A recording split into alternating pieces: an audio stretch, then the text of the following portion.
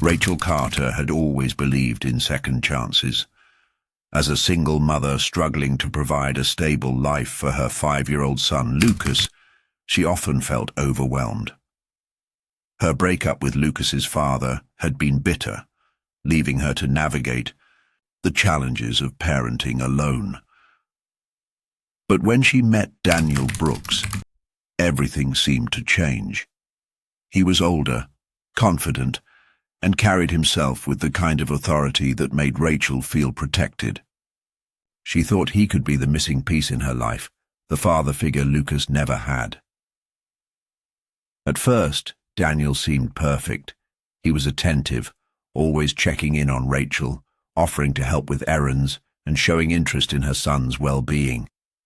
He brought small gifts for Lucas, a toy car, a coloring book, a stuffed animal. Lucas was shy at first, uncertain about this new man suddenly taking up space in their world, but Rachel encouraged their bond. "Daniel cares about us," she would tell herself, pushing away the nagging feeling that something felt off. As the weeks went by, Daniel began spending more nights at Rachel's apartment. He slowly inserted himself into their daily routine, taking control of small decisions, what they should have for dinner, where they should go on weekends, even how Lucas should behave.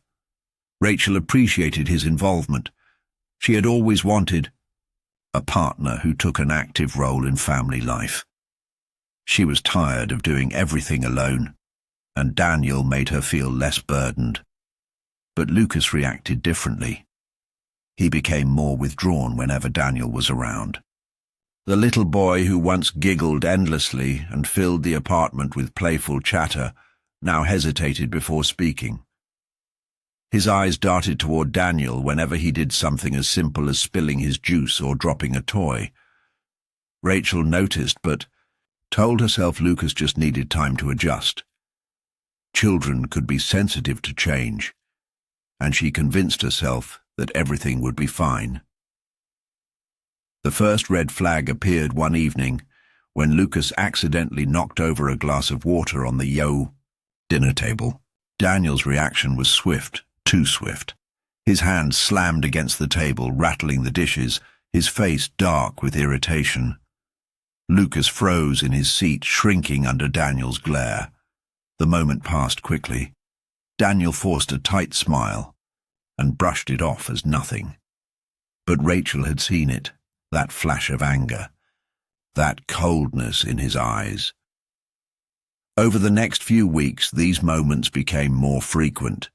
Daniel would snap at Lucas over minor things, leaving toys on the floor, eating too slowly, making too much noise while playing. Rachel told herself that Daniel was just adjusting to being around a child. He had never been a father before.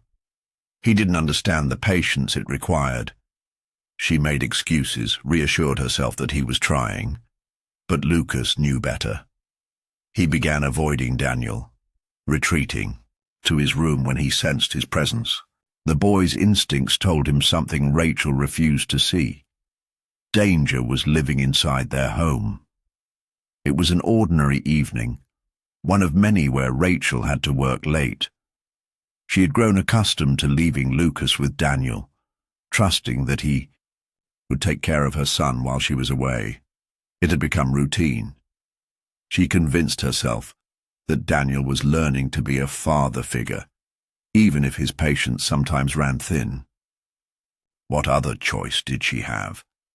Babysitters were expensive, and Daniel insisted that he could handle it. Lucas, however, dreaded these nights. He didn't like being alone with Daniel. The apartment felt colder when his mother wasn't there, the air heavy with an unspoken tension. He knew that one wrong move, one small mistake, could make Daniel angry. So he tried his best to stay out of his way.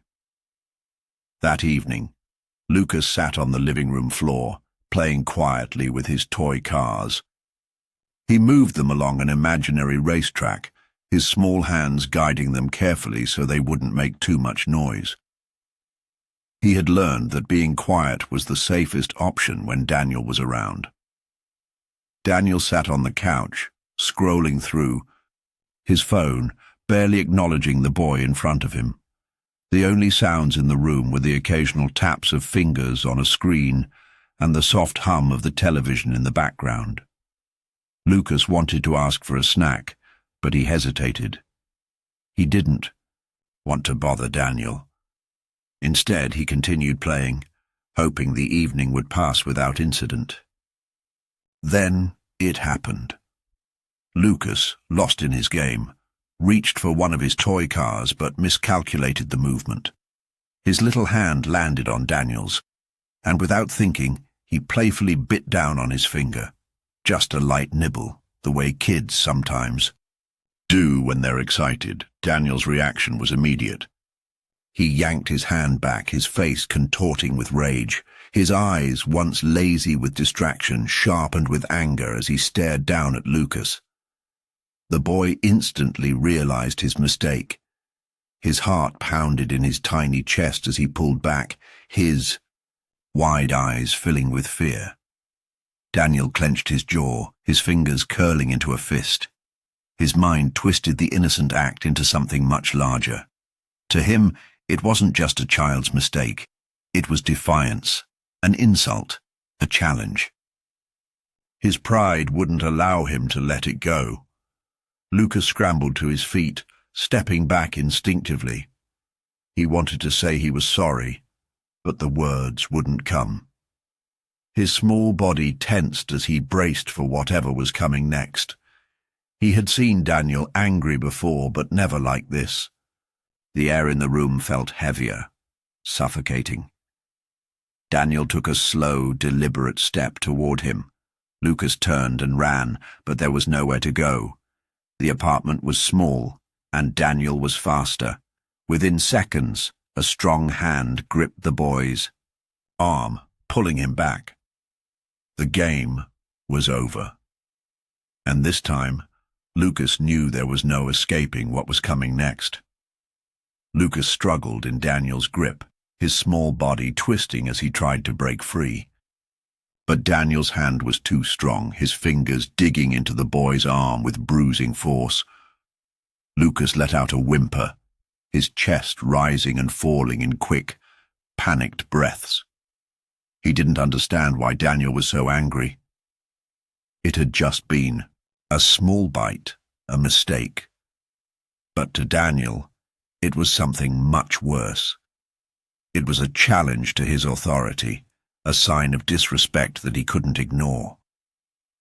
Without a word, Daniel dragged Lucas down the narrow hallway toward the bathroom. The boy's bare feet stumbled against the cold floor, his tiny hands grasping at the air, searching for something, anything to hold on to. Tears welled in his eyes, but he was too scared to cry out. He had learned that crying only made things worse. The bathroom door slammed shut behind them. The harsh fluorescent light buzzed overhead, casting an eerie glow over the white tiles. Daniel's grip tightened as he yanked the toilet lid open with his free hand. The sound of rushing water filled the small room as he reached for the handle and flushed, the swirling motion inside the bowl sending a shiver through Lucas's tiny body. Lucas shook his head frantically, his lips trembling. He tried to plead, to show Daniel that he was sorry, but his voice failed him. The words were trapped in his throat, drowned out by sheer terror. He pushed at Daniel's arm, but his efforts were weak, nothing compared to the strength of the man towering over him. Without hesitation, Daniel shoved the boy forward. Lucas's hands hit the rim of the toilet, slipping on the wet porcelain, as he tried to push himself away. But Daniel was relentless. He pressed down harder, forcing Lucas's head toward the water. The coldness hit first. The icy shock of the swirling water sent a jolt through Lucas's small body as he thrashed in. Panic. Tiny hands clawed at Daniel's arm, but the man didn't loosen his grip. The water gurgled and splashed as the boy's frantic movements grew more desperate. His lungs burned as he fought for air, his muffled screams lost beneath the surface. Daniel's breathing was heavy, his expression blank. He didn't see a child struggling beneath him. He saw defiance being crushed. He saw control, power, and dominance. He had let his anger win, and now there was no going back. Seconds stretched into eternity. Lucas's struggles weakened, his movements becoming sluggish. His tiny hands, once so full of life, now barely twitched. The bathroom fell into eerie silence, except for the sound of water dripping from his lifeless body. Daniel finally let go, stepping back as he stared at what he had done. Lucas's small frame lay motionless against the toilet, his damp hair clinging to his pale forehead. The reality of the moment settled in, but Daniel didn't feel regret. He felt only one thing: fear of getting caught. Rachel's shift had been long and exhausting. All she wanted was to get home, kick off her shoes, and hold her son in her arms. Lucas always greeted her at the door, his tiny feet pattering across the floor as he threw himself into her embrace. It was the best part of her day, but that night, as she stepped into the apartment, something felt off. The air was heavy, thick with an unshakable sense of unease.